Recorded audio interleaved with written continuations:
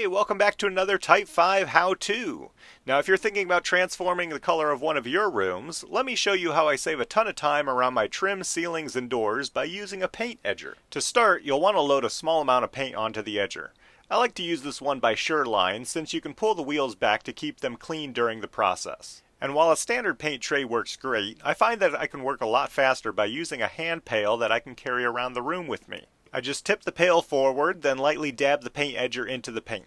Then I use the lip of the pail to wipe off the excess paint from the edger before lowering the wheels to use it. Always double check to make sure there's no paint on the wheels or guards of the edger before you place it up against your trim. I recommend starting the edger away from the trim first, then brush lightly towards the trim until the wheels make contact.